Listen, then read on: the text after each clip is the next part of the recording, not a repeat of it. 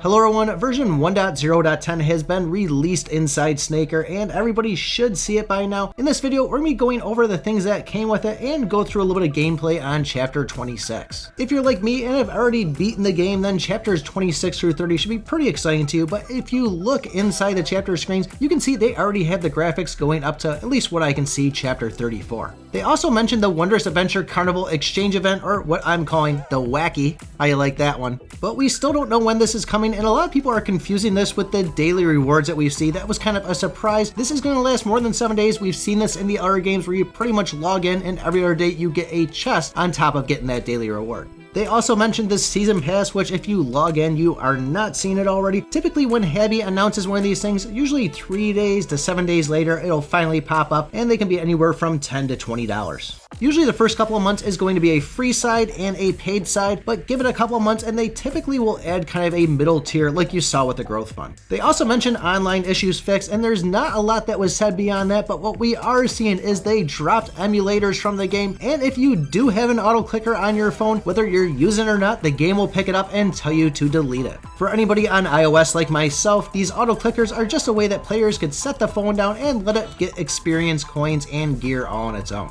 The one I'm most excited for is going to be the Holy Snake that's coming in mid-May, and I'm really hoping, and I think it is, going to be an S-grade snake. There is only mention of one snake, which means that if we do need 3 Holy Snakes to unlock the crown ability, it's not going to happen in this update. Although they could switch the game around and make it where we only need 2 Holy Snakes for the crown ability, which could definitely be a game changer and really change some strategy for players. But let's go in and take a look at chapter 26, give you new players a little bit of idea of what it looks like later in the game. I am going in with fire snakes, even though it says holy at the top. I find late game I'm using these fire snakes a lot more. It really seems to help out with the AoE and the amount of damage that I'm doing. Right off the bat, we're hit with an attack speed, probably one of my favorite abilities inside the game, so a great way to go. We'll grab the fire here, obviously, to try to get that rolling and get this thing up to 4 stars for the crown ability. And to me, it feels like the enemies are coming out a little bit quicker than they normally would, and they're not dropping as fast.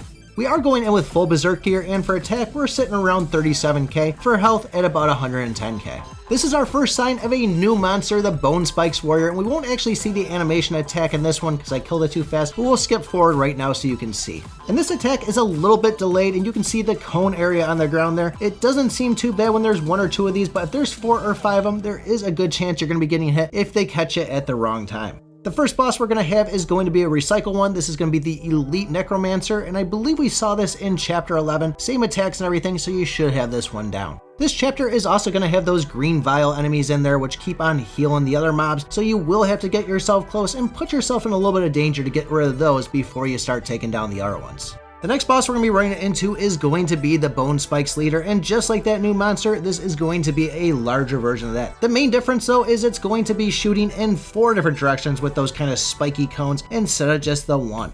That was really the only attack I saw out of this, and it wasn't too bad to dodge, so this one should be a walk in the park as long as you have the attack power behind it. And even though it wasn't difficult, I still found this boss really cool. Now when it came to the final boss, this guy looks pretty freaking awesome. It's the Underworld Guardian, and this thing wasn't too difficult, but I will say, it did hit me a lot of times, and I'm okay with that because there was no way I was going to beat this unless I had pretty much berserk on all the time. The first attack I saw was this jump with a huge area effect, so I quickly got out of the way of that one. But the one that was the hardest to dodge and I saw the most was these spiky green balls that went launching across the screen. This was a hard one to dodge, but as I said, I was okay with taking the hits. There was a series of icicles that would drop from the sky, and we also had some spawns of those new bone spike mobs too. But at the end of the day, this boss cannot handle my huge, enormous, long snake. Yes, I said that right. But if you guys want to know more on how you can get to this point inside the game, check out this video right here. Thanks for watching, and remember, I pick my butt.